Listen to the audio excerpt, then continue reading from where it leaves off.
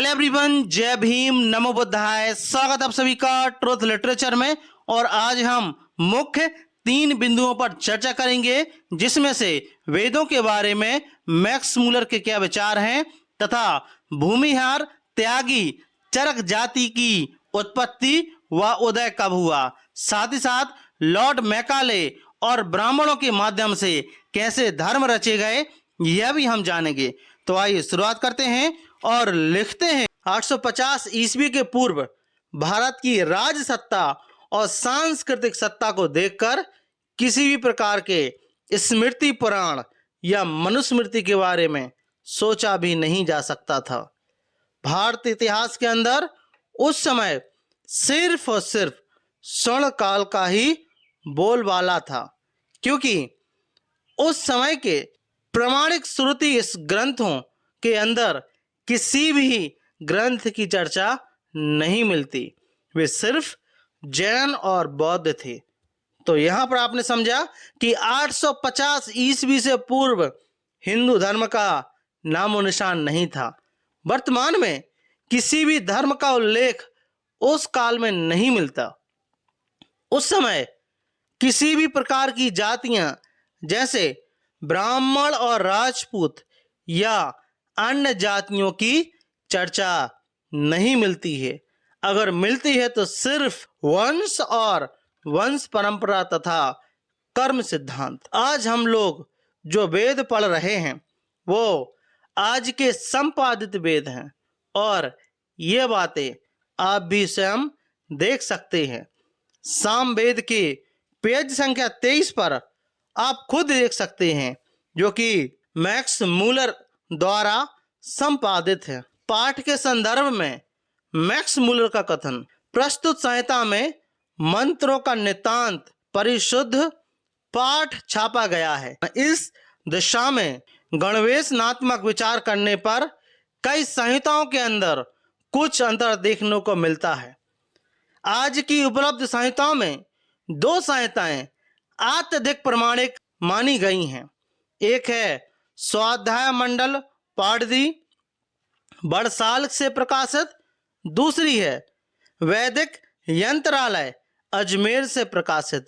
किंतु कुछ मंत्रांश दोनों में अलग अलग हैं। ऐसी स्थिति में हमने मैक्स मूलर द्वारा संपादित अक्टूबर 1849 ईस्वी में ऑक्सफोर्ड यूनिवर्सिटी से प्रकाशित प्राचीन पाठ को प्रमाणित माना है और उनके अनुसार अपने पाठ को शुद्ध करके छापा है।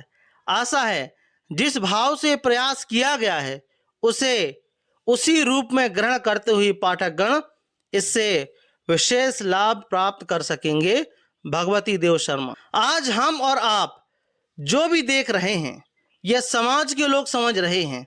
यह सारा का सारा आधुनिक काल के इतिहासकारों की देन है, जिन्होंने विगत 300 वर्ष के अंतराल में भारतीय इतिहास के बारे में और अपने स्वार्थ हेतु किताबों के अंदर गलत तरीके से लिखित और परिभाषित करने का काम किया है। इसके परिणाम स्वरूप आज का समस्त समाज दिग्भ्रमित और विकृत हो गया है। आज प्रमाणिक पुराणों की संख्या 18 है। 11वां पुराण भविष्य पुराण है, जिसमें ब्रिटिश काल की महारानी विक्टोरिया का इतिहास है। अब यदि 11वां पुराण ब्रिटिश काल का है, तब 18वां पुराण कब का होगा? सीधा जवाब है कि ब्रिटिश काल या उसके बाद का लिखा हुआ होगा। फिर वेद युग में वेद व्यास 18 पुराण कैसे लिख गए, कब के हैं वेद व्यास, यह सवाल है। राजपूत काल के बाद मुस्लिम शासन में जब भी किसी राजपूत या मुगल शासक के दरबारी का जिक्र करेंगे, तब आप उसमें किसी ना किसी समय उस समय के चापलूस या कुटिल बुद्धिजीवी ब्राह्मण को जरूर ही पाएंगे। उन्हीं दरबारी ब्राह्मणों के घर में एक नए वंश की उत्पत्ति हुई, जिसे ब्राह्मणों ने पूरे भारत के अंदर अपनी कुटिल बुद्धिमत्ता का इस्तेमाल करते हुए अलग अलग जाति सूचक नामों के द्वारा पद स्थापित किया गया। प्रथम, पूर्वी भारत, जिसका नामकरण उत्तरी भारत के गंगा के मैदानी भागों वाला इलाका यानी आज के इलाहाबाद और आज के जो नया नाम है प्रयागराज के संगम, गंगा संगम से लेकर भागलपुर गंगा नदी के दोनों छोर में पड़ने वाले क्षेत्रों में ब्राह्मणों ने अपनी बुद्धिमत्ता और चापलूसी का परिचय देते हुए बादशाह से अपने पुत्र के जीविकोपार्जन हेतु भूमि उपहार में दिलवाते हुए उनको अपने से अलग करते हुए एक नई उपजाति का नाम साथ भूमिहार के रूप में स्थापित किया गया। दूसरा, मध्य भारत। भारत के मध्य भागों में शासकों के दरबारों में ब्राह्मणों ने अपनी बुद्धिमत्ता और चापलूसी का परिचय देते हुए वंशों को अपने बादशाह से जीविकोपार्जन हेतु संपत्ति दिलाते हुए अपने आप को त्याग दिया, जो आगे चलकर एक नई उपजाति त्यागी के साथ समाज में स्थापित हुआ। तीसरा, दक्षिण भारत।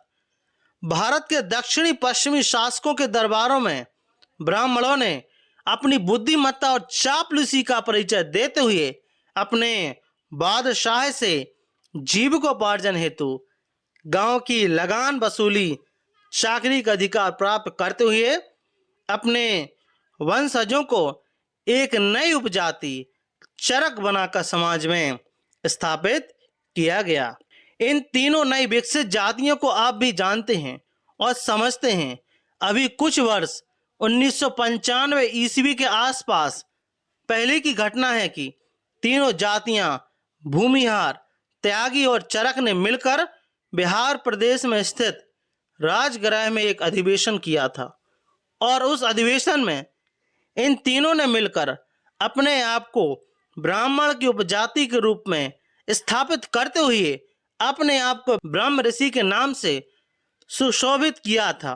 साथ ही साथ अपने अपने क्षेत्रों में तीनों नामों के साथ महर्षि ब्राह्मण शब्द का इस्तेमाल पर काफी जोर दिया था। अगर आप ध्यान से इन तीनों जातियों भूमिहार, त्यागी, चरक का अध्ययन करेंगे तब पाएंगे कि इस समाज के अंदर तीन मुख्य विशेषताएं उपस्थित हैं। पहला, ब्राह्मण के जैसा कर्मकांडी, हमेशा सत्ता के साथ या दरबार में दरबारी जैसे चिपके रहना। तीसरा, सामंतवादी शासकों के जैसी झगड़ालू प्रवृत्ति। मैं सही कह रहा हूं ना? यह लेखक बोल रहे हैं।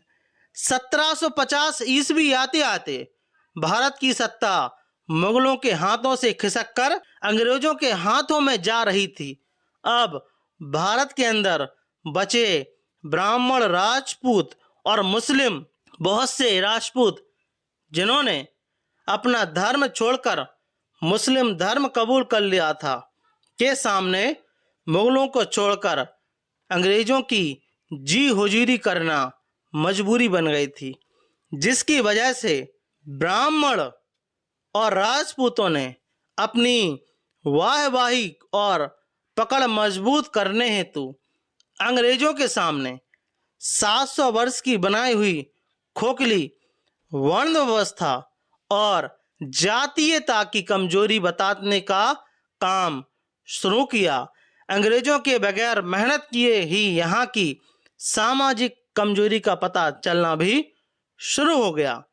अंग्रेजों ने भारतीय सामाजिक कमजोरी और जातीय विभक्ति का पता लगाने के लिए भारत में पहली बार ब्राह्मणों और राजपूतों के सहयोग से ब्रिटिश गवर्नर लॉर्ड मेयो 1872 ने प्रथम जाति आधारित जनगणना कराया।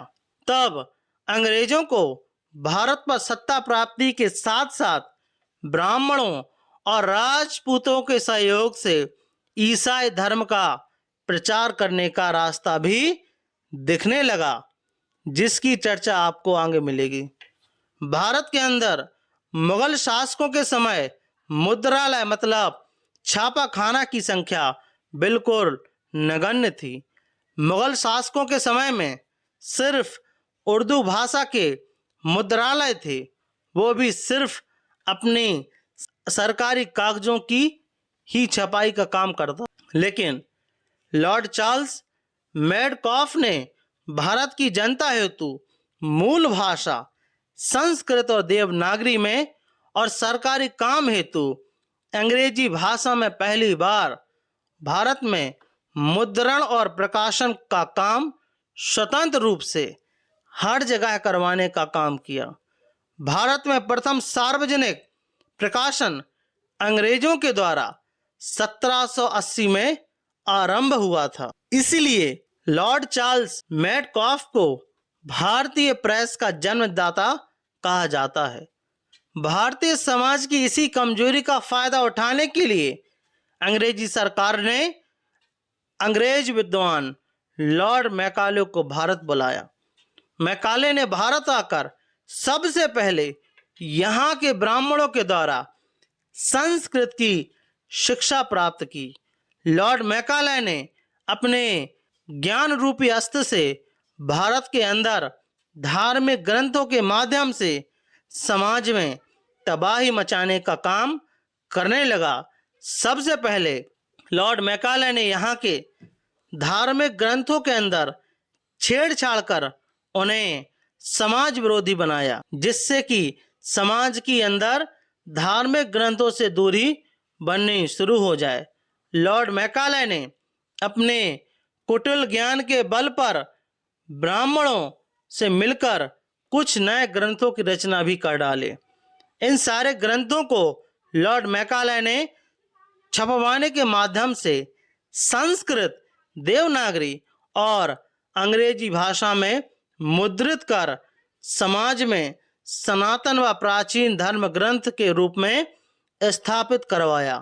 काशी हिंदू विश्वविद्यालय की स्थापना पंडित मदन मोहन मालवीय द्वारा सन 1916 में की गई थी, पर इस विश्वविद्यालय के मूल में डॉक्टर एनी बेसेंट द्वारा स्थापित और संचालित सेंट्रल हिंदू कॉलेज की भूमिका थी।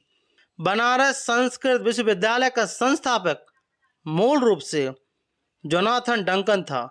अंग्रेजों ने मनुकूल ब्राह्मणी ग्रंथ को मुद्रित करवाने हेतु अपनी देखरेख में गीता प्रेस की स्थापना 1923 में सेठ जयदयाल गोयनका द्वारा करवाई गई थी।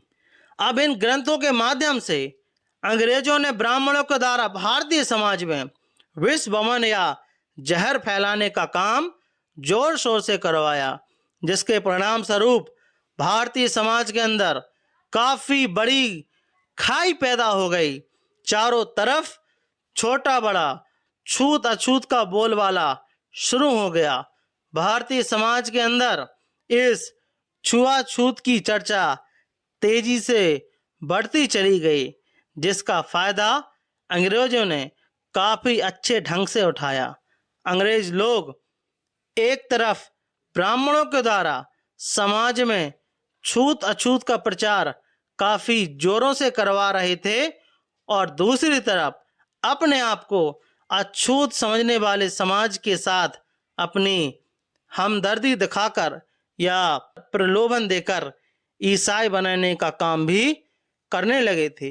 अब अंग्रेजों की सत्ता और ईसाई धर्म प्रचार की व्यवस्था दोनों ही काफी अच्छे से चल निकली। इन्हीं सब जी हुजूरी को देखते हुए अंग्रेजी सरकार ब्राह्मणों और राजपूतों को अपने अधीन छोटे छोटे पदों पर नौकरी में रखने लगी।